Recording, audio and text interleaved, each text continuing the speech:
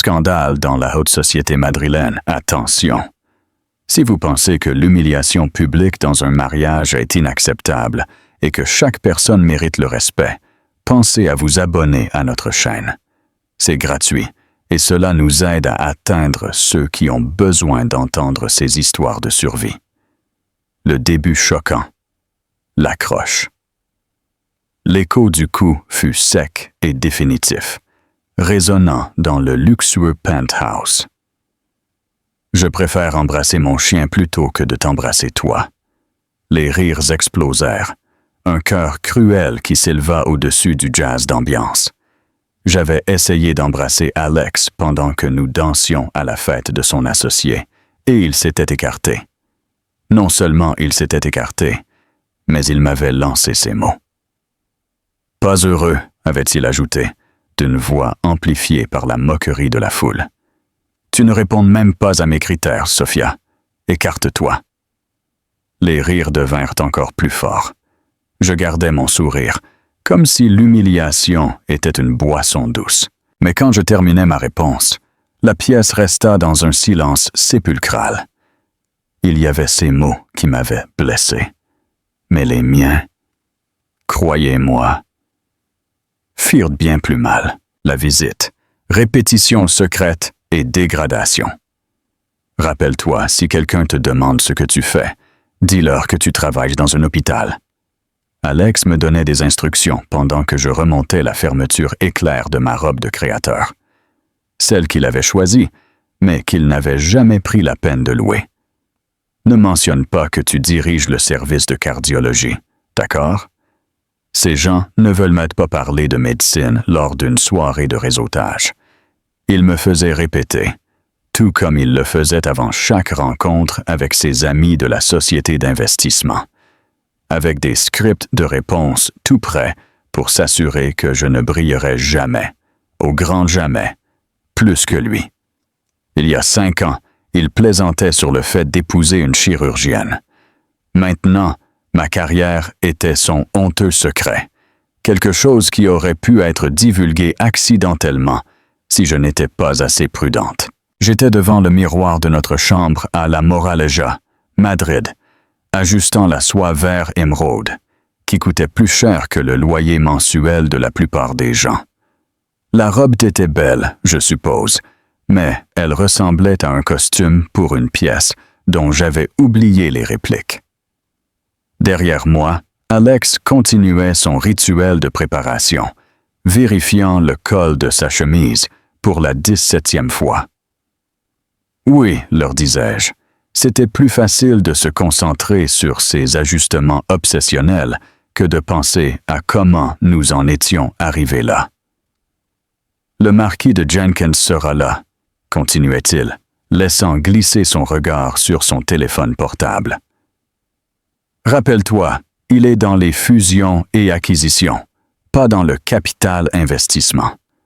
Ne le confonds pas encore. Et le nom de sa femme est Patricia, pas Paola.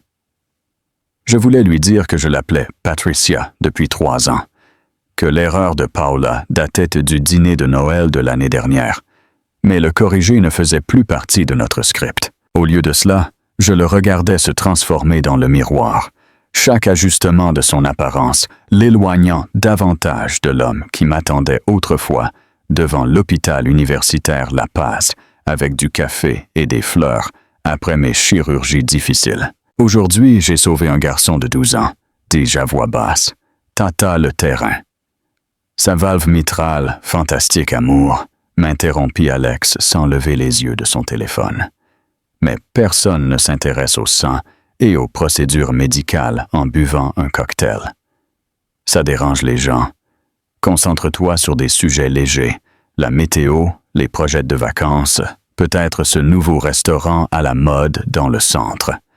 Le temps, 5 ans d'école de médecine, 3 de résidence, 2 à la tête du service de cardiologie dans l'un des meilleurs hôpitaux d'Espagne. Et il voulait que je discute de la formation des nuages avec des banquiers d'investissement qui ne sauraient probablement pas identifier leur propre pouls. Mon portable vibra avec un message de mon équipe chirurgicale, Le garçon était stable et demandait quand il pourrait rejouer au football. Sa mère avait pleuré quand je lui avais annoncé la nouvelle de la réussite de l'opération. Ses larmes signifiaient plus pour moi que n'importe quelle invitation à une fête.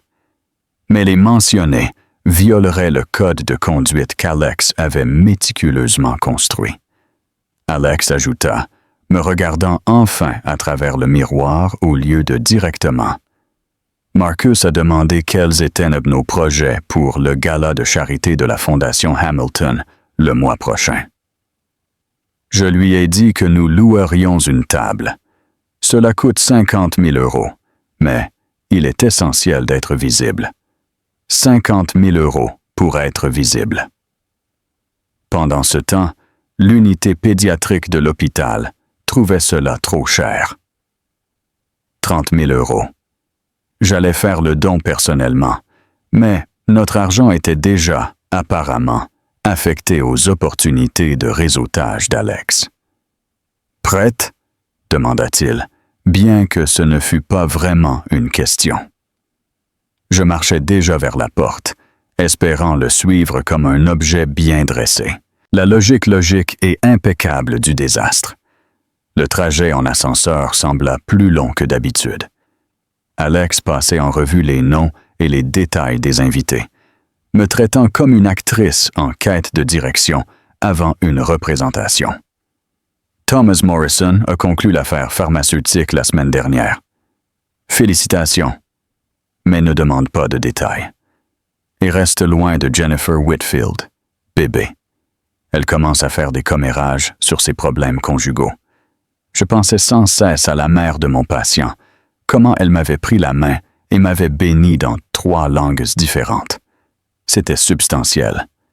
Descendre à une autre fête où je devais prétendre être moins que ce que j'étais, c'était un acte. L'ascenseur s'ouvrit directement sur le penthouse de Marcus et je vis Alex se transformer complètement. Ses épaules se redressèrent, son sourire s'étendit avec une précision répétée, et sa voix s'approfondit avec le ton d'autorité qui, je pensais, le rendait imposant. « Marcus » appela-t-il, lâchant mon dos pour une poignée de main avec un enthousiasme qui disparaîtrait dès que nous serions rentrés à la maison. « Alex et Sophia » Marcus ajouta mon nom comme une pensée tardive, ses yeux courant déjà pour voir qui d'autre arrivait. C'était mon rôle maintenant, la consort silencieuse, la compagne discrète, dans une relation qui était devenue douloureusement inégale. Jennifer Whitfield s'approcha, lança des baisers en l'air et servit du champagne. « Sophia, chérie, tu es magnifique. Cette robe est divine. » Alex a un goût impeccable.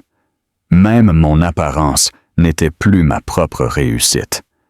La robe que je portais, les chaussures que je portais, la coiffure que j'avais créée, tout était un choix de mon mari, comme si j'étais une poupée habillée par lui pour être exposée.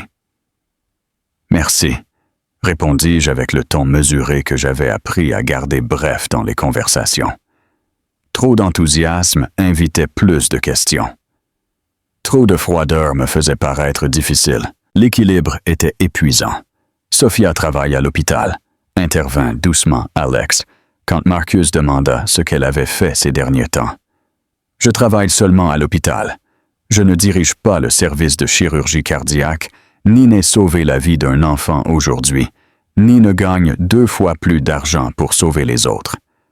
Je travaille seulement dans un hôpital, comme si je classais des dossiers ou distribuais des plateaux repas. Je restais là, avec ma robe coûteuse, une coupe de champagne à la main dont je ne voulais pas, souriant à des gens qui regardaient à travers moi, au lieu de me regarder et de prendre une décision. Ce soir serait différent. Ce soir, j'essaierais une fois de plus de me connecter avec l'homme avec qui je m'étais marié, de trouver la trace résiduelle de celui qui avait été fier de mes réalisations, au lieu de se sentir menacé par elles. Un effort de plus pour sauver ce que nous avions construit avant que cela ne s'effondre complètement. Si j'échouais, et une partie de moi le savait déjà, au moins je saurais que j'avais tout essayé avant que l'inévitable n'arrive.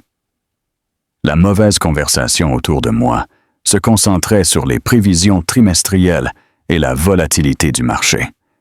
Des termes qui passaient comme un bruit de fond alors que je regardais la pièce se transformer. Quelqu'un baissa les lumières et la musique passa d'un jazz cocktail animé à une mélodie plus lente et plus intime. Marcus prit la main de Jennifer, doucement et habilement, la guidant vers l'espace qu'ils avaient dégagé près de la porte. Tyler s'approcha de Sarah, lui chuchotant quelque chose qui la fit rire et poser sa tête sur son épaule. J'étais laissé en dehors de leur bonheur. Ma coupe de champagne vide à la main, comme un accessoire que j'avais oublié comment utiliser. Les deux couples bougeaient en synchronie rythmique, une aisance naturelle, un confort évident en compagnie de l'autre. Quand avons-nous perdu cela, Alex et moi? Où l'avons-nous jamais eu? Un serveur passa avec un plateau de champagne. Je laissai la coupe vide et en pris une nouvelle, buvant plus vite que je ne le prétendais. Le pétillement se fit sentir légèrement brûlant, me donnant quelque chose sur quoi me concentrer, en plus de la pointe de douleur dans ma poitrine. De l'autre côté de la salle, Alex était plongé dans une discussion avec Brad et un client dont j'avais oublié le nom, ses mains gesticulant pendant qu'il expliquait quelque chose qui faisait hocher la tête à tout le monde à l'unisson. Comme des marionnettes, les notes de piano d'une chanson que je reconnus remplirent de l'espace. Elle était presque identique à celle qui avait joué à notre mariage à l'Hôtel Ritz il y a 5 ans. Ce n'était pas exactement la même chanson, mais suffisamment proche pour me couper le souffle. Cette nuit-là, Alex m'avait entraîné sur la piste de danse vide à 2 heures du matin, tous deux pieds nus, ivres de champagne et de possibilités. « Nous aurons une vie merveilleuse », m'avait-il chuchoté à l'oreille. Des enfants, une maison avec jardin, lire le journal sous le porche le dimanche. Tout, Sophia, nous aurons tout. Le rendez-vous de la honte publique. Le souvenir me propulsa en avant que je puisse bien y réfléchir. Ma main toucha le coude d'Alex, le tissu de sa veste de costume douce et coûteuse sous mes doigts. Sa conversation s'arrêta au milieu de la phrase. Brad me regarda avec une irritation à peine dissimulée. Le client semblait perplexe, et la mâchoire d'Alex se serra à cause de l'interruption de sa procédure. « Danse avec moi ». Les mots sortirent plus petits que je ne le prétendais, plus une supplique qu'une invitation. Le regard d'Alex dévia vers ses collègues, calculant la mathématique sociale du moment. Refuser semblerait mal. Accepter interromprait son réseautage. Je pus les voir peser les options pour le chemin de moindre résistance. « Excusez-moi, messieurs », dit-il avec un sourire qui n'atteignait pas ses yeux. « Le devoir m'appelle. Le devoir, c'est ce que j'étais devenu. » Sa main sur ma taille était superficielle, placée à la juste distance qui insinuait un mariage sans rapprochement.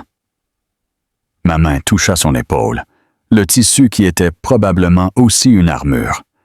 Nous commençâmes à bouger, mais mécaniquement, comme deux étrangers suivant les instructions d'un cours de danse et non un couple partageant un moment. L'accord Patterson semble prometteur, dit-il, ses yeux regardant par-dessus mon épaule quelque part, suivant probablement qui parlait avec qui, quelle connexion se faisait sans lui. « C'est bien, » murmurai-je, essayant de le rapprocher, cherchant un écho de l'homme qui avait dansé avec moi jusqu'à l'aube. Son corps résista, maintenant soigneusement la distance. Tout en lui irradiait l'impatience. Ses doigts effleurant ma taille, la façon dont il changeait son poids comme une manœuvre calculée pour partir. La surveillance constante de la salle qui me rendait indigne de son attention. Même pour une seule danse autour de nous, les autres couples se balançaient avec une aisance intime.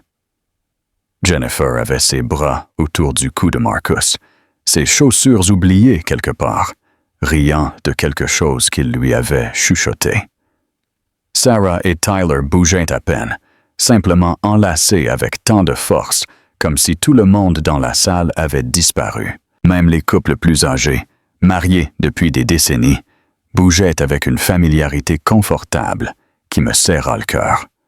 Le champagne, la musique et le souvenir de jours meilleurs créèrent un moment d'espoir dangereux. Peut-être que si je pouvais réduire cette distance, juste lui rappeler ce que nous étions autrefois. Je vis Jennifer embrasser la joue de Marcus. Je vis Tyler caresser les cheveux de Sarah avec des doigts tendres, reconnaissant que chaque couple semblait vivre dans sa propre bulle privée d'affection. Je me penchai en avant, non pas avec l'intention d'être ostentatoire ou passionné, juste un simple baiser. Le genre que les couples mariés se donnent dans les fêtes, avec de la musique douce et des lumières tamisées. Le genre qui dit « Nous sommes toujours là. C'est toujours nous. Toujours ensemble, malgré tout. » Alex sursauta, reculant avec une telle violence que plusieurs personnes se retournèrent pour regarder. Son visage se déforma avec un dégoût authentique, comme si j'avais essayé de lui mettre quelque chose de toxique dans la bouche. Et puis, assez fort pour que tout le monde l'entende, assez clair pour que la musique ne le noie pas, il prononça les mots qui résonneraient dans mon esprit pour toujours. Je préfère embrasser mon chien plutôt que de t'embrasser, toi. Le rire fut immédiat et brutal. Marcus faillit renverser sa boisson. Jennifer se couvrit la bouche avec les mains en état de choc absolu. Brad applaudit même, comme si Alex venait de lâcher une blague que tout le monde attendait. Le son me frappa par vagues, chaque rire une blessure séparée, chaque gloussement une affirmation que j'étais la blague et que je l'avais toujours été. Mais Alex n'avait pas fini. Le rire avait nourri quelque chose en lui, renforçant tout récit qui s'était construit sur nous. Il éleva la voix, s'assurant que tout le monde entende le rappel. « Tu ne réponds même pas à mes critères, Sophia.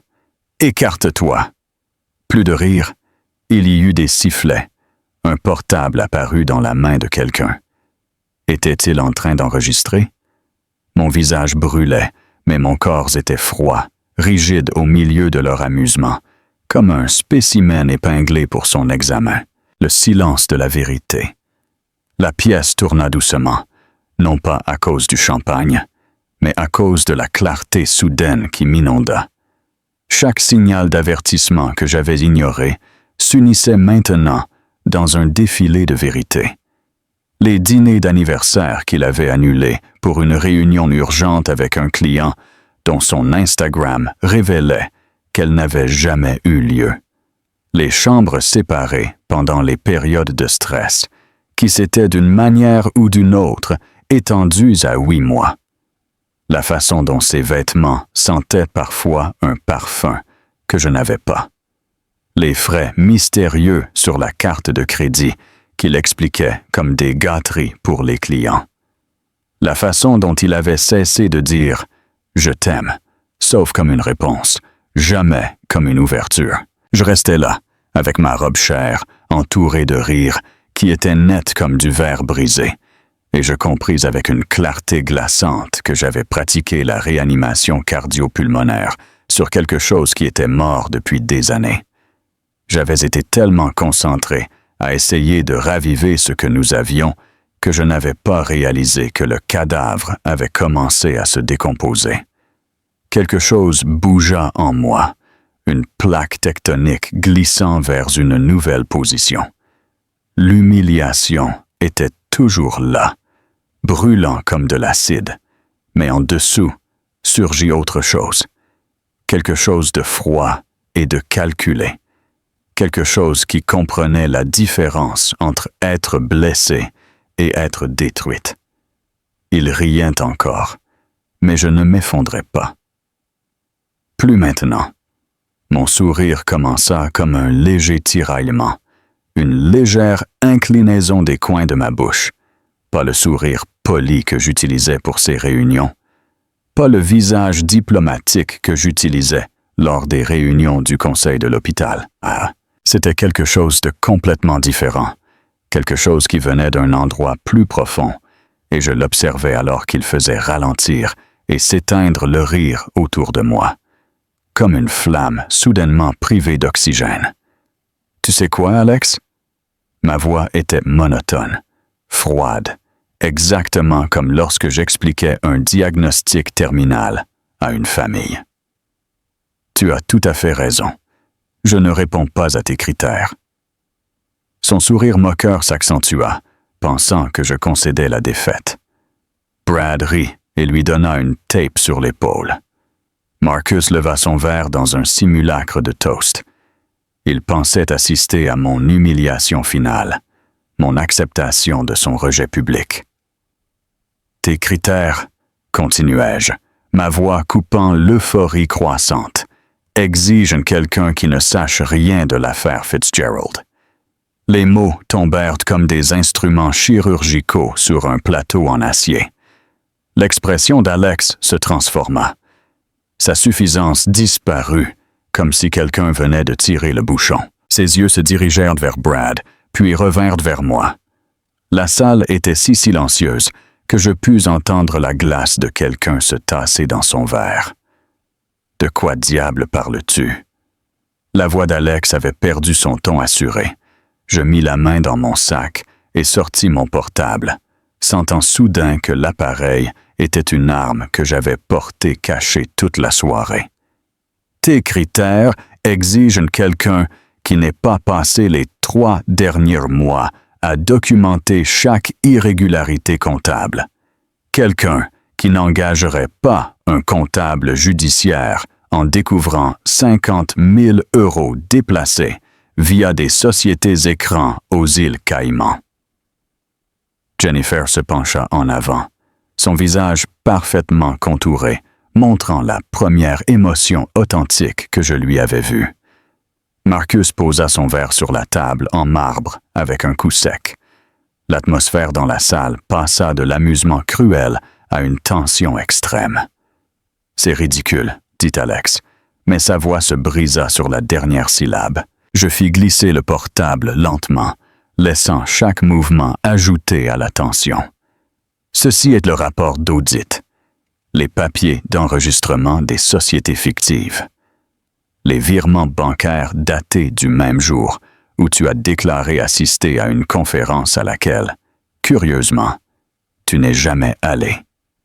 Je tournai l'écran vers la foule, les observant se pencher comme des papillons de nuit vers la lumière. Et Brad, tu es aussi impliqué. Mardi, 15 mars, 15h47. Je devrais mettre l'enregistrement de vous deux, discutant de comment détruire des preuves avant la révision trimestrielle. Le visage de Brad passa de bronzé à cendré en quelques secondes. C'est-à-dire, tu ne peux pas. J'appuyai sur play. La voix d'Alex sortit du haut-parleur du portable. Basse, mais claire. Nous devons tout nettoyer avant que Davidson ne vérifie les livres.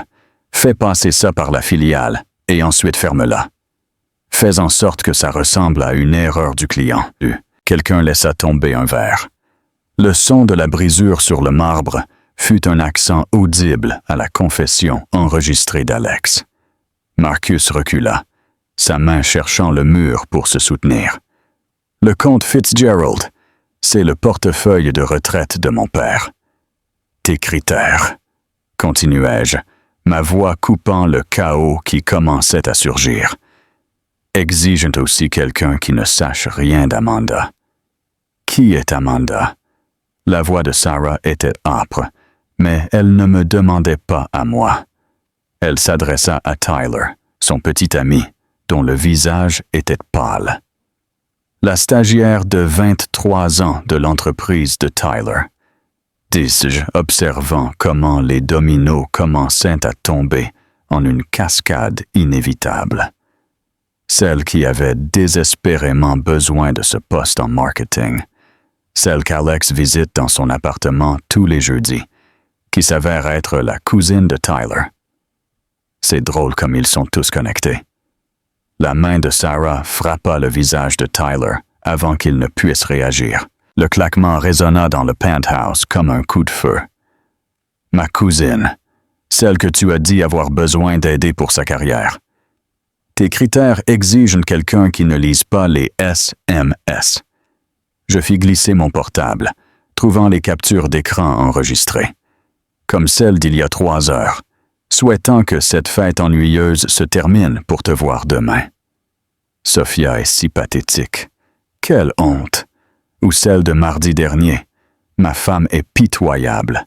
Elle croit vraiment que je travaille tard. Jennifer s'approcha, lisant par-dessus mon épaule. « Oh, mon Dieu! » chuchota-t-elle, et puis, plus fort, s'adressant à Marcus. « Les pilules qui ont disparu de notre armoire à pharmacie. Tu as dit que non. »« Quelle pilule? » demanda Marcus, mais sa confusion sembla authentique. « Les petites bleues, » la voix de Jennifer s'éleva. « Tu as dit que tu n'en avais pas besoin, mais elles continuaient de disparaître. » Et maintenant, elle se tourna vers Alex. « Tu es venu chez nous la semaine dernière pour jouer à la console. Tu as utilisé notre salle de bain. » Alex se jeta sur moi, sa main cherchant le portable, mais je m'écartai sur le côté avec la même précision que j'utilise autour de la table d'opération. Des années de chirurgie m'avaient appris un mouvement économique, et il tituba au-delà de moi, trébuchant sur une table d'appoint qui trembla sous son poids. « Le portefeuille Whitman », annonçai-je à la salle qui était devenue un tableau figé d'horreur. « Vérifiez vos relevés. Ces rendements massifs qu'Alex vous a montrés. Comptabilité créative. L'argent a afflué vers des comptes au Panama. Le FB y sait déjà tout. »« Tu mens !» hurla Alex d'une voix aiguë et désespérée. J'ouvris un autre document sur mon portable. Le bureau du procureur fédéral n'est pas d'accord.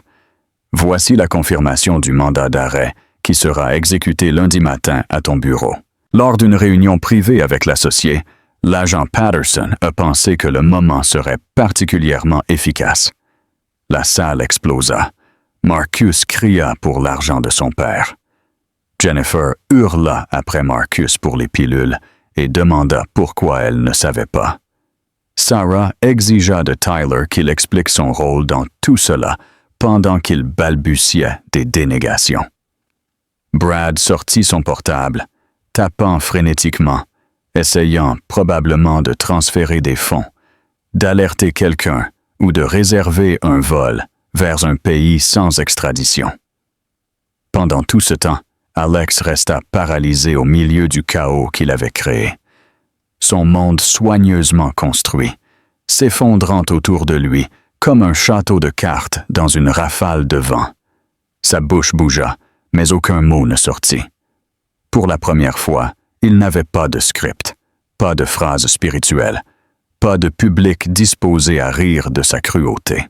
« Et Alex ?» dis-je, ma voix traversant le bruit. « Ta mère sait tout. Léonore m'a appelé la semaine dernière après que son comptable a remarqué des divergences dans le fonds de retraite que tu gérais pour elle. Nous avons eu une conversation très intéressante sur où est réellement allé l'argent de la pension de ton père. À ce moment-là, ses jambes cédèrent. Il se laissa tomber sur l'une des chaises design de Marcus, la tête dans les mains. L'homme qui s'était tenu au milieu de la salle, me comparant à un chien 5 minutes plus tôt, n'était plus maintenant que quelque chose de petit et pathétique, entouré par les décombres de sa propre création. Le claquement de mes talons sur le marbre fut le seul son alors que je marchais vers la porte, chaque pas ferme et délibéré. La foule s'écarta, certains me regardant avec étonnement, d'autres avec quelque chose qui aurait pu être du respect ou de la peur.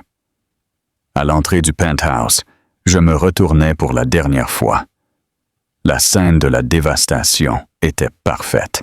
Les rois et reines du capital risque restèrent à se crier des accusations mutuelles. L'architecture sociale qu'ils avaient minutieusement cultivée s'effondrait à mesure que chaque vérité exposait un mensonge, une trahison, un crime. Et au milieu de tout, mon mari, non, mon presque mari, assis le visage dans les mains, comprenant enfin ce que c'était que d'être dépouillé et humilié devant toutes les personnes qui comptaient pour lui. Je poussai la porte du penthouse vers le couloir, mes talons marquant un rythme aigu sur le sol en marbre. Derrière moi, le tumulte continuait, des voix accusatrices, le frottement des meubles alors que les gens bougeaient, le cri aigu de Jennifer exigeant des réponses coupant tout. Mais devant moi, il n'y avait que le silence et la porte de l'ascenseur brillant au bout du couloir. Ma main était ferme quand j'appuyais sur le bouton d'appel, bien que je pusse sentir comment l'adrénaline commençait à descendre, laissant une sorte de vide dans son sillage.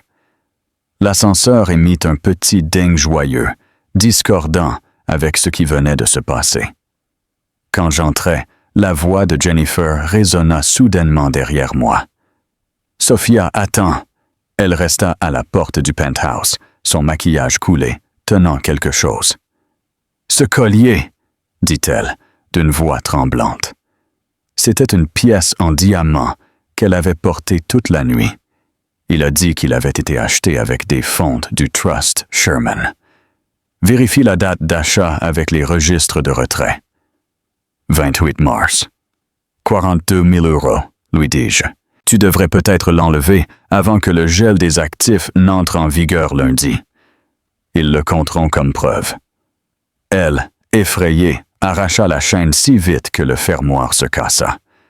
Les diamants se dispersèrent sur la surface en marbre comme des promesses brisées. Les portes de l'ascenseur se fermèrent pendant qu'elle s'affairait à les ramasser, et soudain, je restais seul dans le petit espace réfléchissant. La réanimation cardio-pulmonaire d'une vie. 30 secondes, c'est ce que je m'accordais.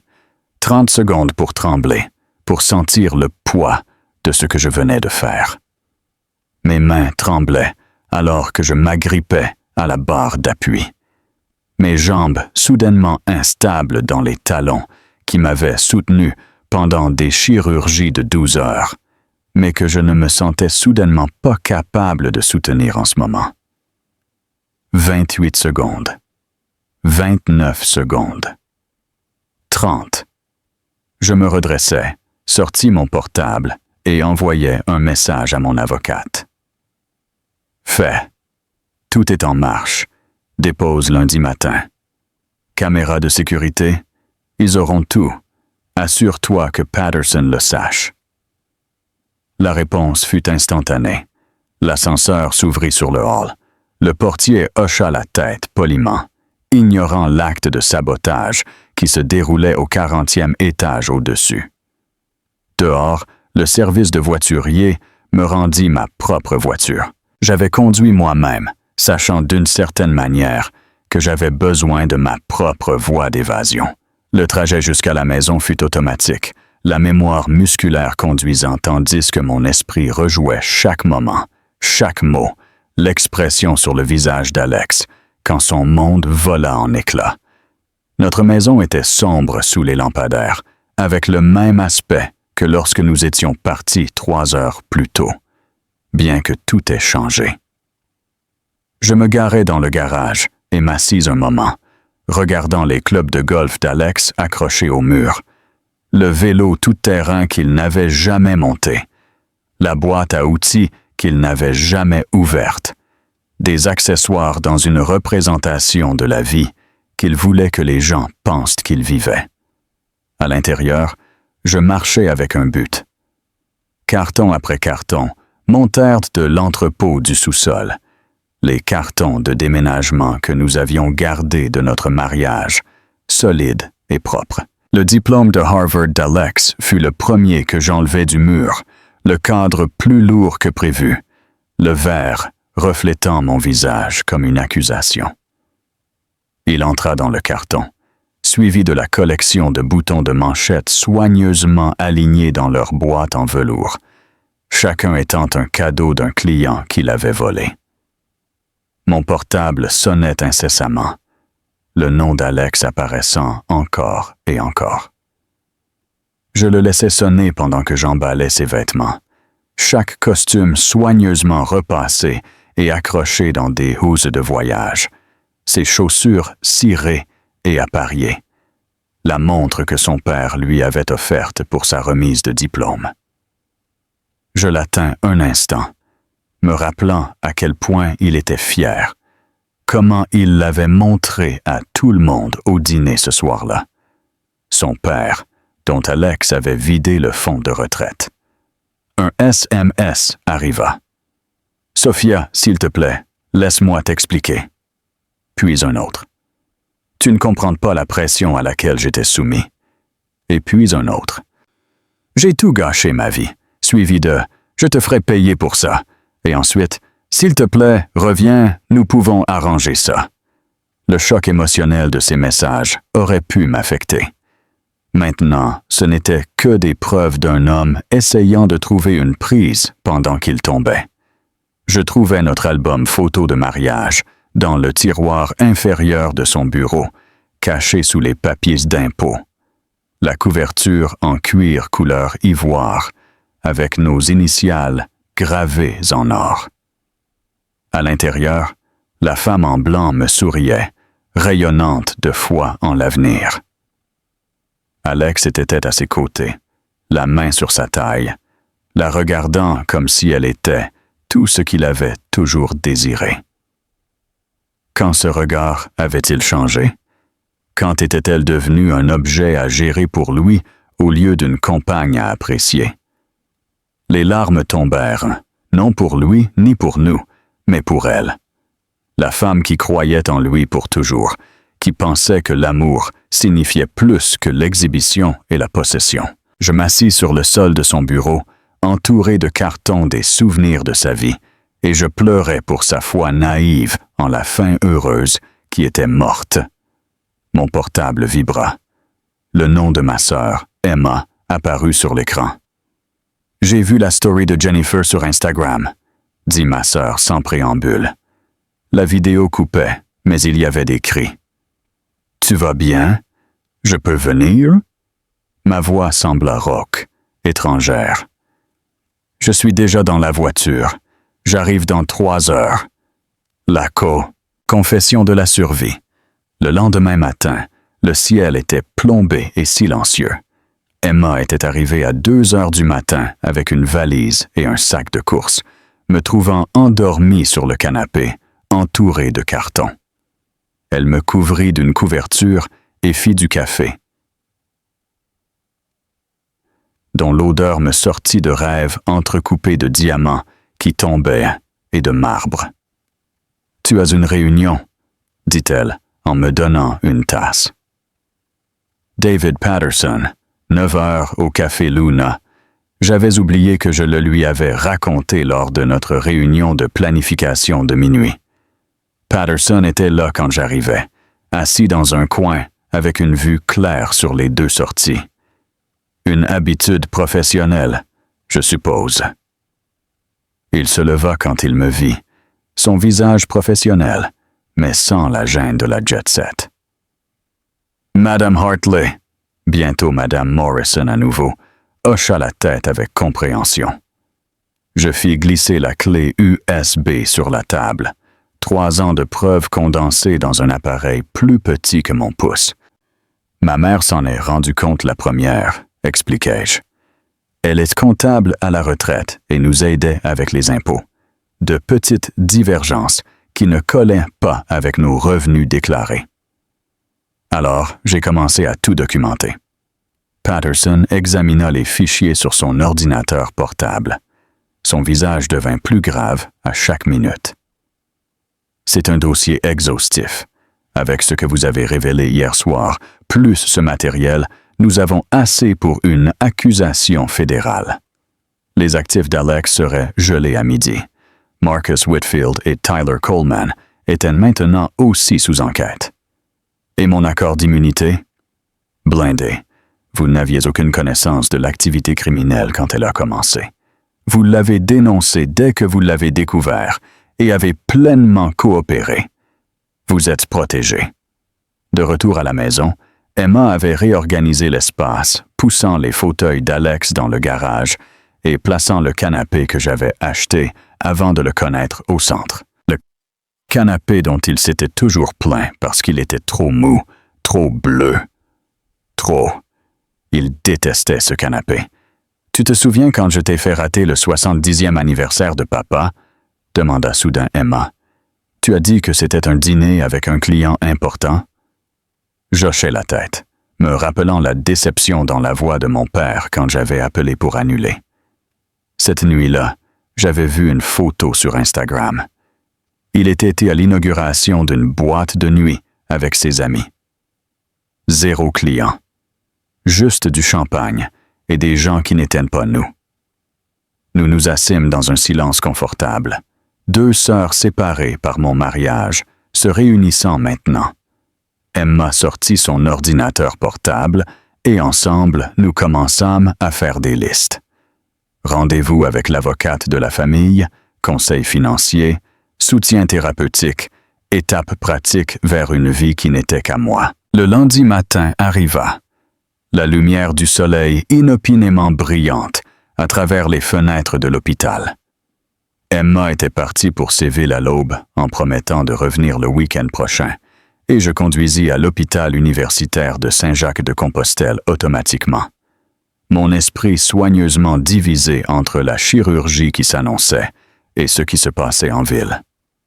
Mon nouveau patient avait 17 ans, un joueur de basketball de l'Institut Rosalía de Castro, qui avait subi un accident vasculaire cérébral pendant un entraînement à cause d'une malformation cardiaque non détectée auparavant. Ses parents étaient assis dans la salle d'attente, se tenant la main avec le même espoir désespéré que j'avais vu des centaines de fois. Je me concentrais sur leur visage pendant que je leur expliquais la procédure, utilisant leur peur pour m'ancrer dans le moment, dans ce but, dans cette vie, séparée de la dévastation qui se déroulait dans les bureaux du centre.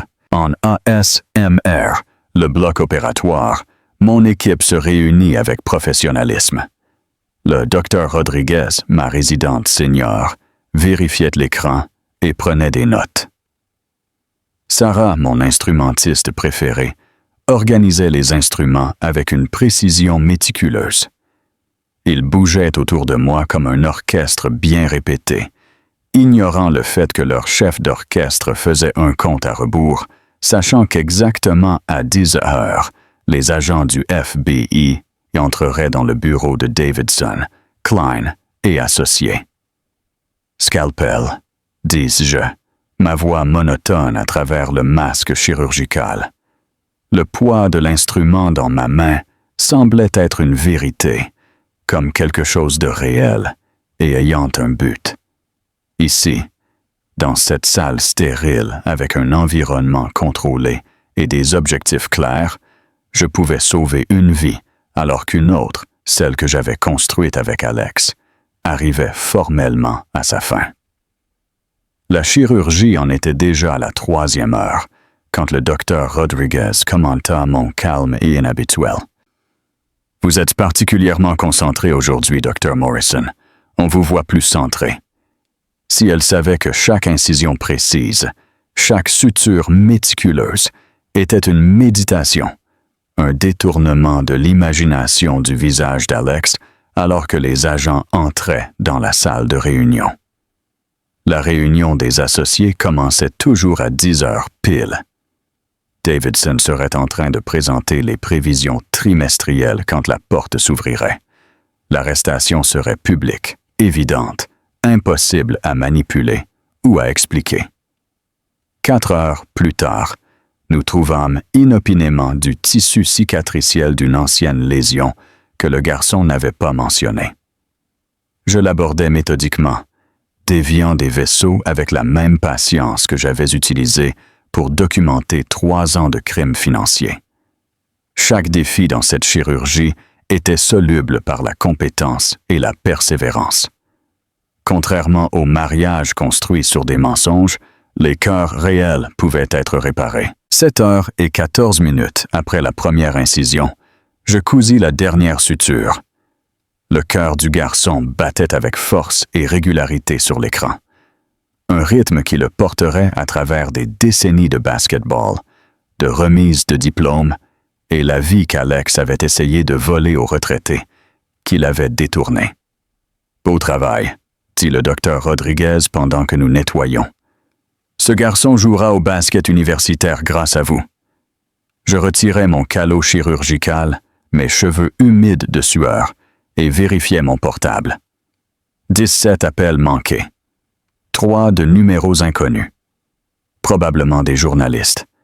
Le reste venait de divers associés de la firme d'Alex. La nouvelle avait filtré. Le contrat des survivantes, dans mon bureau. Je m'étais à peine assise quand Jennifer Morrison apparut à la porte. La fille parfaitement arrangée du dîner de vendredi soir était partie. Son costume de créateur avait été remplacé par une simple robe midi de Zara. Son visage était sans maquillage, avec seulement des restes de mascara suggérant qu'elle avait pleuré dans la voiture. « Je peux entrer ?» Sa voix était petite, hésitante. Je montrai la chaise face au bureau. Elle s'assit avec précaution, comme si elle craignait de casser quelque chose, y compris elle-même. « Marcus a été arrêté il y a 1 heure, » dit-elle, les mots sortant en cascade. Ils sont arrivés à la maison. Le FBI. Ils avaient un mandat. Ils ont tout emporté. Les ordinateurs, les dossiers, même mon portable. J'ai dû emprunter celui d'une voisine juste pour appeler. J'attendis, n'offrant ni réconfort ni blâme, juste l'espace pour qu'elle continue. Nos comptes sont gelés. Tous. Même mon compte courant personnel d'avant notre mariage. Je ne peux accéder à rien. Elle rit, mais c'était un rire brisé et creux. Je suis allé à 3 distributeurs automatiques, essayant de retirer du liquide pour l'essence. La fille de la banque m'a regardé avec pitié en expliquant la retenue fédérale. « Je suis désolé que tu traverses ça, » dis-je avec sincérité. Quels que fussent les défauts de Jennifer, elle n'avait pas orchestré la fraude. « Et toi? » Elle leva les yeux. Parce que j'ai ri. Vendredi soir, quand Alex t'a dit ces choses, j'ai ri. Je me suis moqué de toi pendant des années, Sophia. À chaque fête, à chaque réunion, nous rions. Nous t'appelions la reine des glaces, la chirurgienne robot qui ne savait pas s'amuser. La confession resta flottante entre nous comme un scalpel en attente de couper. Et tout ce temps, continua-t-elle, les larmes coulant sans cesse. Marcus volait son propre père, des clients qui lui faisaient confiance. Il a eu des aventures, de multiples aventures. Apparemment, une carte de crédit séparée dont je ne connaissais même pas l'existence. L'agente du FBI m'a posé des questions sur des voyages à Las Vegas, dont je ne savais même pas. Elle m'a dit qu'Alex était le facilitateur de tout. Elle sortit un mouchoir en papier de son sac. Un sac normal, pas celui de marque qu'elle portait habituellement. J'étais tellement occupé à me sentir supérieur à toi, à rire de ton mariage, que je n'ai jamais regardé le mien. Nous vivions le même mensonge, sauf que toi, tu as été assez intelligente pour t'en rendre compte. Le téléphone de mon bureau sonna. Je le mis sur messagerie vocale, mais l'écran afficha un nom qui fit frissonner Jennifer. Davidson, Klein et associés. Ils m'appellent tous, dis-je, les ex-collègues d'Alex, certains cherchant des informations pour mesurer leur propre exposition, d'autres voulant prendre leur distance, s'assurant que je sache qu'il ne savait pas ce qui se passait. Le savait-il? Demanda Jennifer. Mon portable vibra avec un SMS d'un numéro que je reconnus. Meredith, l'ex-assistante d'Alex. Dr. Morrison, je veux que vous sachiez que nous savions tous pour Amanda et les autres. Je suis désolé que nous n'ayons jamais rien dit. Il avait l'habitude de s'en vanter à l'happy hour, disant que vous étiez trop concentré sur le travail pour vous en rendre compte. Il a dit qu'il prévoyait de partir après que l'accord de Singapour soit conclu. J'ai gardé les papiers au cas où vous en auriez besoin pour le divorce. Je montrai le SMS à Jennifer. Elle le lut 2 fois, son visage contracté. Ils savaient tous, chuchota-t-elle. À chaque fête, à chaque dîner, ils savaient que nos maris nous sapaient pour s'amuser. Mon portable sonna à nouveau. Cette fois, je reconnus le numéro. Leonore Hartley, la mère d'Alex. J'avais redouté cet appel. Je devrais prendre ça, dis-je à Jennifer. Elle se leva pour partir, mais s'arrêta à la porte. Sophia, cette force dont il se moquait, tu sais, ne la perds pas. C'est la seule raison pour laquelle tu restes debout alors que nous autres nous effondrons. La voix de Léonore était claire quand je répondis. Des décennies à vivre dans le nord de l'Espagne cachaient à peine son émotion. Sophia, je te dois des excuses. Il n'y eut pas de préambule, ni de salutation. Droit au but, comme toujours. J'ai été une belle-mère terrible. J'ai désapprouvé ta carrière. Je pensais que tu devais te concentrer à me donner des petits-enfants. Je t'ai critiqué pour ne pas soutenir les ambitions d'Alex de la bonne manière. Je restais silencieuse, la laissant continuer. J'ai engagé un détective il y a 6 mois, me dit-elle. Les irrégularités dans les comptes de pension étaient trop évidentes pour être ignorées. J'ai tout su. La tromperie, le vol, les mensonges. J'ai déjà parlé au procureur fédéral. S'il le faut, je témoignerai contre mon propre fils. Elle fit une pause. Alex essaie de me transférer la maison. Le savais-tu? Pour cacher des actifs d'éventuelles poursuites. Les papiers ont été rédigés, mais jamais présentés. Il a dû être distrait par ses machinations. Je l'ai mieux élevé que ça. Son père serait anéanti. Une nouvelle aube dans la rue. 3 mois passèrent depuis les arrestations, et l'automne avait transformé l'horizon de Saint-Jacques-de-Compostelle en une toile de gris et d'or. J'étais assise dans mon bureau à la maison, un espace dans lequel Alex n'était jamais entré, parce qu'il était trop encombré de revues médicales, rédigeant un email pour Malcolm Chin, un blogueur financier avec un public qui incluait toutes les grandes firmes de la ville. La ligne d'objet était simple. Matériel que vous devriez voir. Les pièces jointes incluaient les registres judiciaires, les dossiers d'arrestation et une chronologie détaillée de la fraude que j'avais compilée avec l'approbation de mon avocate. Tout était de notoriété publique, mais dispersé dans de multiples bases de données. Je les avais simplement consolidés dans un dossier accablant qui apparaîtrait en premier chaque fois que quelqu'un chercherait le nom d'Alex au cours de la prochaine décennie. Mon portable vibra avec un message d'Amanda. Nous étions en contact depuis que je l'avais mise en relation avec Patricia Alconquo, une avocate qui s'occupait de poursuites contre des cadres prédateurs. La plainte a été déposée ce matin. Détresse émotionnelle et discrimination liées à la maternité. Patricia dit que le moment de ta diffusion de documents est parfait. Merci, Sophia. Je n'aurais jamais pensé être l'allié de la maîtresse de mon mari, mais Amanda était aussi une victime. 23 ans, faite pour se sentir spéciale, promise à un avenir qui ne s'est jamais matérialisé. Maintenant, elle était enceinte de 7 mois, vivant avec ses parents en Galice, reconstruisant la vie qu'Alex avait détruite avec ses mensonges. Ce soir-là, j'assistais au gala de charité de l'hôpital pour enfants de Saint-Jacques, le même endroit où j'avais rencontré Alex 6 ans plus tôt. À l'époque, j'étais la jeune et prometteuse chirurgienne qui l'avait poursuivi. Maintenant, j'entrais seul, ma présence provoquant un murmure qui parcourut la salle de bal. Sophia Cherry et Margarita Whitestone s'approchèrent, leur sourire forcé et plein de curiosité. Quel courage d'être venu, vraiment, quel courage! Comme si assister à un événement caritatif nécessitait du courage, comme si j'étais celle qui devait se cacher. L'unité de pédiatrie a besoin de soutien quelles que soient les circonstances personnelles, répondis-je, prenant une coupe de champagne d'un serveur qui passait. Pendant la soirée, j'observais la performance sociale. Les ex-collègues d'Alex se regroupaient dans un coin, évitant quiconque lié au scandale.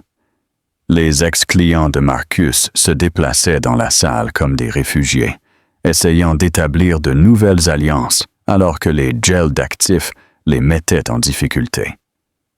Près des tables d'enchères silencieuses, j'entendis la femme de Brad, Jessica, parler avec un groupe de femmes. Bien sûr que nous ne savions pas. Brad connaissait à peine Alex en dehors du travail. J'ouvris l'application d'enregistrement sur mon portable, le tenant de manière décontractée. « S'il te plaît », une autre femme rit. Brad était à toutes les soirées entre garçons. Tu te souviens du voyage à Marbella l'année dernière? Mon mari a dit qu'il célébrait presque quelque chose. Maintenant, nous savons. L'accord de Singapour, admet Jessica, sa voix baissant. Brad l'a mentionné une fois. Alex avait trouvé une solution créative pour un problème de financement. Nous aurions dû savoir que créatif signifiait illégal. Ces petites confessions, ces aveux d'aveuglement volontaire, éteignent les briques d'une structure plus large de responsabilité. Mon avocate serait intéressée de savoir que Brad était au courant de l'accord de Singapour à l'avance. La dernière audience. La procédure de divorce avait commencé 2 semaines plus tôt, et Alex avait apporté une stratégie si audacieuse qu'elle était stupéfiante. Son avocate a soutenu que mes gains considérables en tant que chirurgienne devraient être pris en compte dans l'accord, que mes revenus compenseraient son incapacité actuelle à travailler en raison des procédures pénales. « Votre honneur », exposa l'avocat d'Alex. « Le docteur Morrison a gagné plus de 400 000 € l'année dernière. La carrière de M. Hartley a été détruite par les... » Mon avocate, Diana, intervint. « Par les charges fédérales, pas des accusations. Charges basées sur des preuves que le docteur Morrison a fournies après avoir découvert l'activité criminelle de son mari. » Diana présenta ensuite un dossier qui fit visiblement pâlir Alex. « Nous avons découvert des portefeuilles de crypto-monnaies au nom de Monsieur Hartley, contenant environ 200 000 € en Bitcoin, achetés au cours des 18 derniers mois. De plus, il y a une collection d'or de 300 000 € stockée dans une installation climatisée à la Corogne, au nom de sa mère, mais payée avec des biens matrimoniaux. Chaque révélation était une coupure, précise et calculée. L'avocat d'Alex s'empressa de contre-argumenter, mais Diana n'avait pas fini. Il y a aussi la question de l'immatriculation du bateau à Vigo, la propriété d'investissement dans les Asturies qu'il n'a jamais révélée, et le coffre-fort à la Banque nationale contenant des pièces d'or et des obligations aux porteurs. À la fin de cette audience, la position d'Alex s'était complètement effondrée. Il sortirait du mariage avec rien d'autre que les honoraires pour sa défense pénale. 2 jours après l'audience de divorce, Sarah Coleman prit contact. La femme de Tyler avait trouvé une cache de preuves à elle et voulait comparer ses notes. Nous nous rencontrâmes dans un café tranquille du parc Alameda. 2 femmes unies par l'étrange sororité de la trahison. Tyler a tout enregistré, dit Sarah, faisant glisser une clé USB sur la table. Il a installé une application sur son portable qui enregistrait automatiquement les appels, y compris ceux d'Alex. Les enregistrements étaient accablants. Des discussions sur le déplacement d'argent, des discussions sur d'autres comptes qu'ils visaient, des blagues sur à quel point leur femme était bête ou crédule de ne pas s'en rendre compte. Dans un échange particulièrement glaçant, ils riaient d'une enseignante à la retraite à qui ils avaient pris toutes ses économies. « Elle s'appelle Dorothea Petway », dit Sarah. « Elle a enseigné en CE2 pendant 40 ans. Ils ont tout pris. » Cette conversation conduisit à une autre révélation. Sarah avait été contactée par 5 autres femmes, toutes liées au scandale de diverses manières. Certaines étaient des épouses des complices, d'autres étaient des victimes des économies volées de leur mari. Nous organisâmes une réunion chez moi la semaine suivante. 7 femmes se réunirent dans mon salon un jeudi soir. Nous avions entre 23 et 68 ans, unis par un lien avec ce réseau de crimes financiers et de violence émotionnelle. Margarita Chin, à qui tout le plan d'épargne retraite de son mari avait disparu.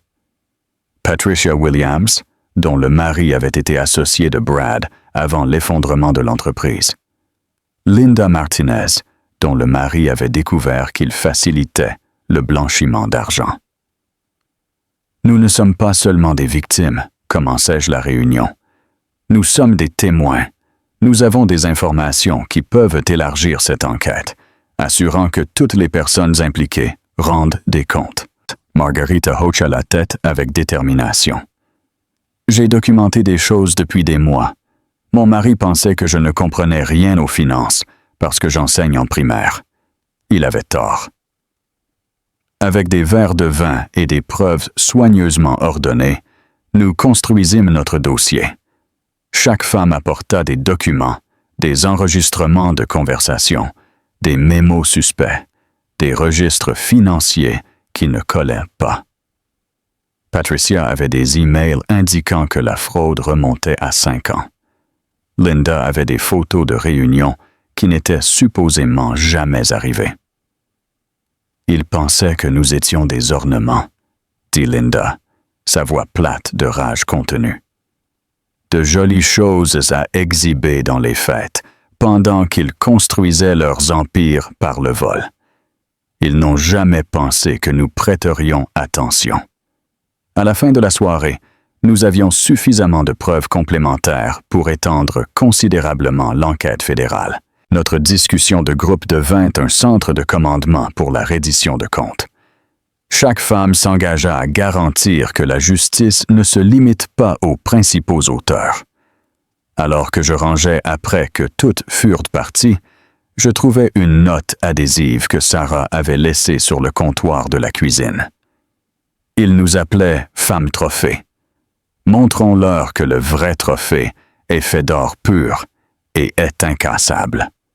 Je gardai la note de Sarah dans le tiroir de la cuisine.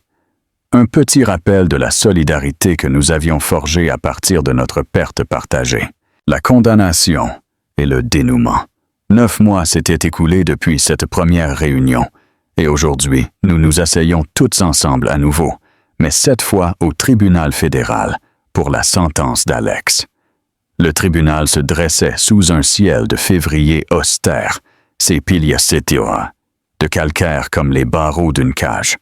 J'arrivais tôt, voulant repasser ma déclaration d'impact de la victime une dernière fois. Le papier trembla légèrement dans ma main, non de peur, mais du poids de parler au nom de tant de personnes qui avaient été réduites au silence par la honte et la confusion. La salle se remplit progressivement. Léonore entra vêtue de noir, son visage calme, mais vieilli par les mois de révélation sur le fils qu'elle avait élevé. Derrière elle, les autres femmes de notre groupe entrèrent une par une. Margarita, Patricia, Linda, Sarah, et 3 autres qui nous avaient rejointes à mesure que l'enquête s'étendait. Amanda n'était pas là, trop proche de sa date d'accouchement pour voyager, mais elle avait envoyé sa déclaration pour que le juge l'examine. Quand ils amenèrent Alex, La combinaison orange avait remplacé son costume sur mesure, et la détention fédérale avait érodé son apparence soigneusement entretenue. Il avait perdu du poids, son visage émacié. L'aplomb qui avait été si imposant dans les salles de conseil était maintenant un vide. Ses yeux parcoururent la salle d'attente jusqu'à ce qu'il me trouve, soutenant mon regard un instant avant que je ne me détourne. « Monsieur Hartley, le ministère public m'appelle, » dit le procureur quand ce fut mon tour. « Vous pouvez présenter votre déclaration. » Je me levai, mes talons frappant le sol de la salle d'audience, avec le même rythme que lorsque j'étais sorti du penthouse de Marcus cette nuit-là. Le pupitre sembla ferme sous mes mains quand je commençai. « Votre honneur, je ne suis pas ici pour parler de l'argent que Caleb a volé, bien que les dommages s'étendent à des douzaines de familles. Je suis ici pour parler du vol qui n'est pas enregistré dans les bilans. Le démantèlement systématique de la confiance déguisée en mariage. » Alex bougea sur son siège, ses menottes émettant un petit bruit métallique. Pendant 5 ans, j'ai été marié à un homme qui considérait la cruauté comme un divertissement, qui m'humiliait régulièrement en public lors de réunions sociales, juste pour me tromper et me faire croire que j'étais trop sensible quand je protestais. J'ai trouvé les factures cachées dans son bureau à la maison. Bijoux, sacs de créateurs, traitements de spa, cadeaux achetés mais jamais offerts, gardés comme trophée de tromperie, alors qu'il me disait que je devais budgétiser mes dépenses chirurgicales avec plus de soin. Léonore émit un petit cri, se couvrant les yeux avec un mouchoir. Ces reçus ont été gardés avec les justificatifs de l'appartement d'Amanda Harrison, comme si la trahison n'était qu'une autre dépense commerciale à classer et archiver. Il gardait des feuilles de calcul. Votre honneur.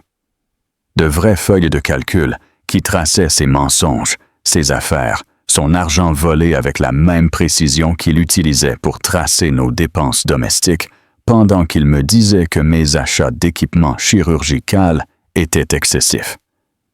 Je regardais directement Alex, l'observant se recroqueviller. Lors d'une fête, devant ses collègues et amis, il m'a dit qu'il préférait embrasser son chien plutôt que de m'embrasser moi, que je ne répondais pas à ses critères, et la salle a éclaté de rire pendant que mon mariage se brisait. Converti en divertissement pour des gens qui savaient pour la tromperie, le vol, la décadence morale absolue, mais ne disaient rien parce que c'était plus amusant que je ne le sache pas. C'est le jeu. Le juge se pencha légèrement en avant, le visage grave. Les crimes financiers ont détruit des avenirs et des pensions, mais la violence émotionnelle qu'il a infligée a détruit quelque chose de plus profond. La capacité de faire confiance, de me sentir en sécurité dans ma propre maison, de croire que l'amour signifiait plus que le rendement et la possession. Il n'a pas volé seulement de l'argent, il a volé des années de ma vie, ma confiance, ma foi en l'amitié.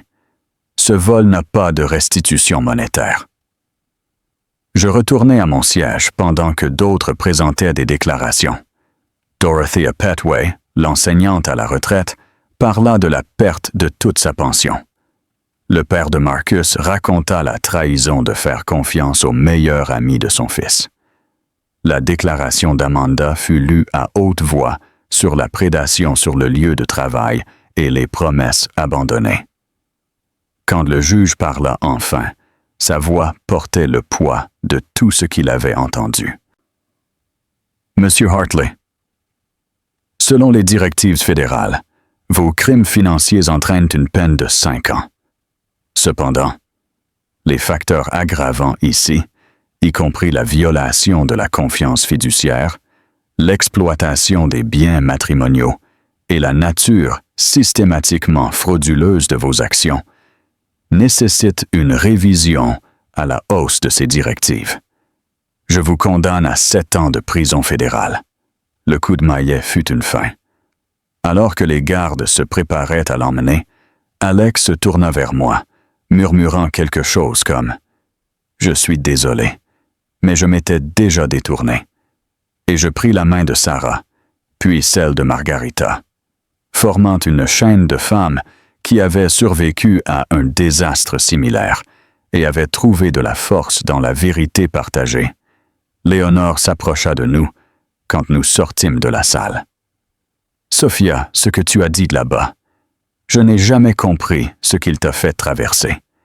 J'ai échoué en tant que belle-mère et j'en suis profondément désolé. L'Apple Standard et l'héritage. Cette nuit-là, mon appartement se remplit des femmes qui s'étaient réunies des mois plus tôt, mais l'ambiance était passée du deuil à l'espoir. Sarah apporta du champagne, acheté avec de l'argent des actifs saisis de Tyler, un détail qui nous fit toutes sourire avec amertume. Margarita porta un toast à la justice. Patricia ajouta à la survie. Linda conclut, pour ne plus jamais se taire. Nous partageâmes des mises à jour de nos nouvelles vies. Sarah était retournée à l'université, poursuivant le diplôme d'avocate qu'elle avait abandonné quand Tyler l'avait convaincue qu'il n'avait pas besoin de 2 carrières. Margarita avait fondé un fonds pour aider les personnes âgées victimes de fraude financière.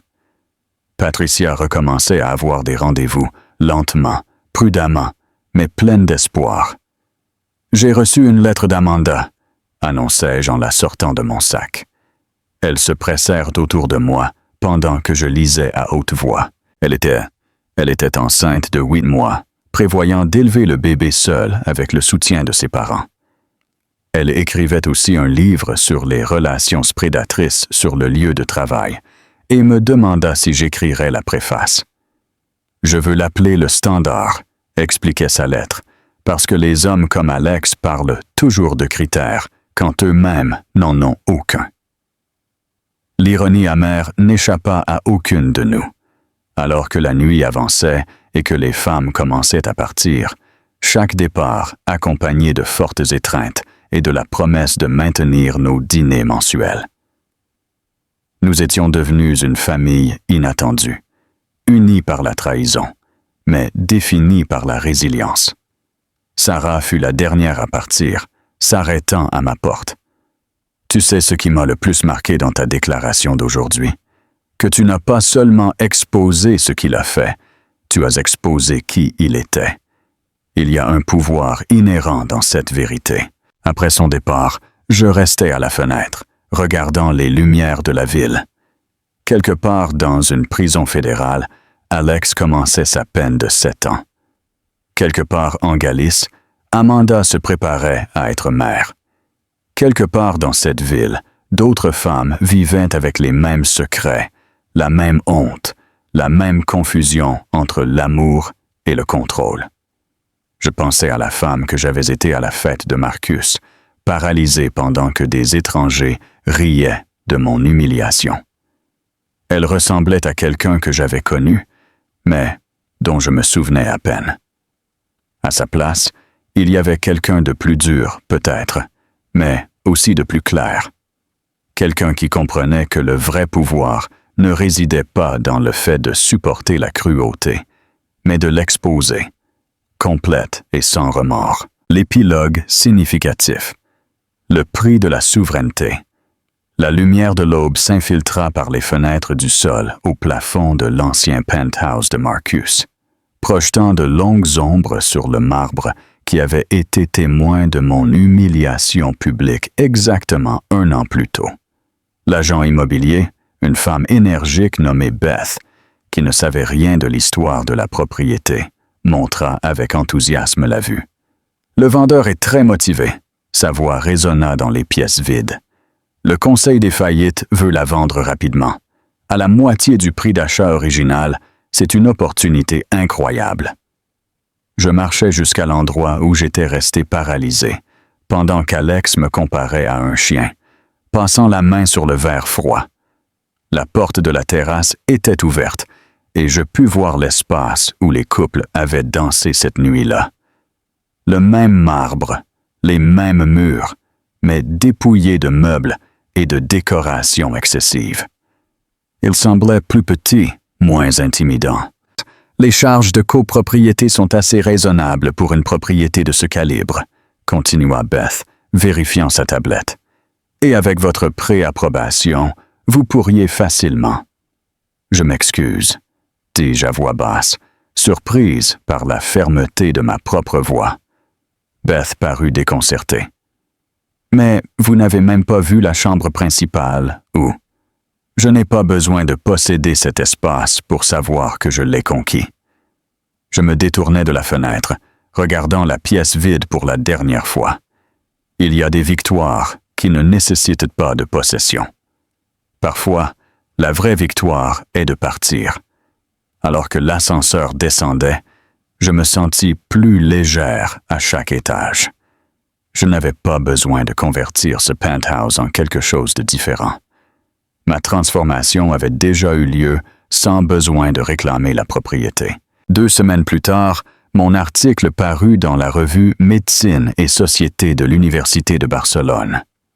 Quand le succès brouille la vue, examinait comment des professionnels de haut niveau, en particulier en médecine et en droit, passaient souvent à côté des signes d'abus émotionnels et financiers dans leurs relations personnelles.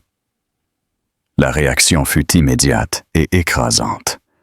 Mon email de l'hôpital se remplit de messages d'autres médecins, avocats, cadres, pour la plupart des femmes, mais aussi quelques hommes, partageant leurs propres histoires de comment le succès professionnel les avait transformés en cibles de partenaires prédateurs qui voyaient les accomplissements comme quelque chose à exploiter au lieu d'admirer.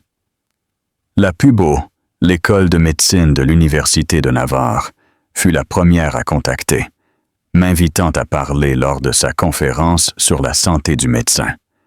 Suivirent l'Autonome de Madrid, la Complutense et des douzaines d'autres institutions. Chaque conférence révéla le même schéma.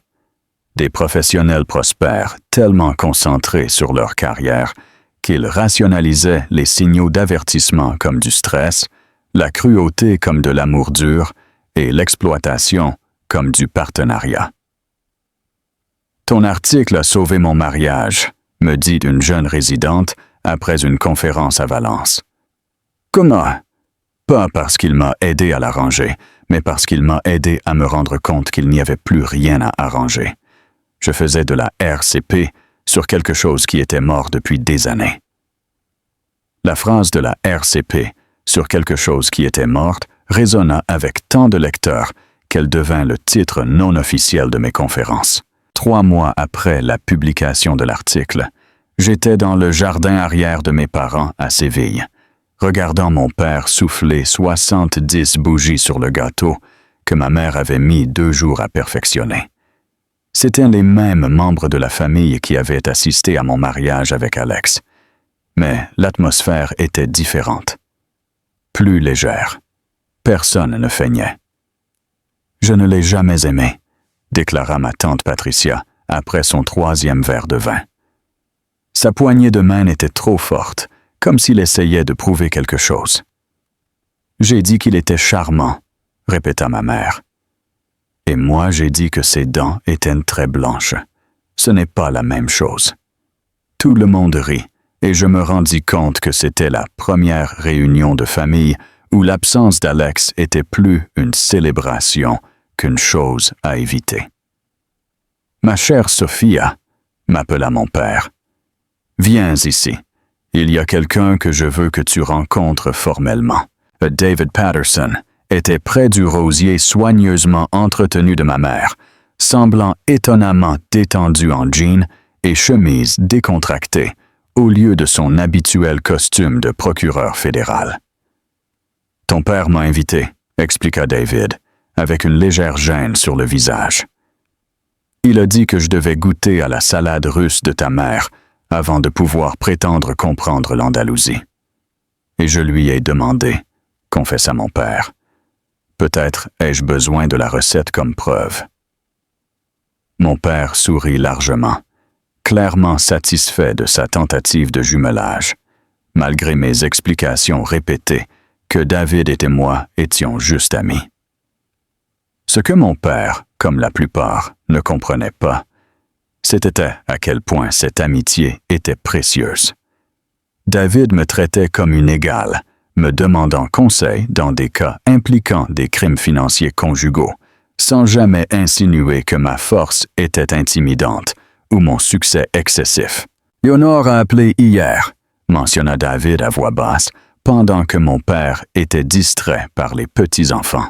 Alex fait appel de sa sentence. « Qu'il le fasse », dis-je, regardant ma mère s'inquiéter pour les enfants de ma sœur. Les appels nécessitent de nouvelles preuves. Tout ce qu'il a, ce sont de vieux mensonges dans un ordre différent.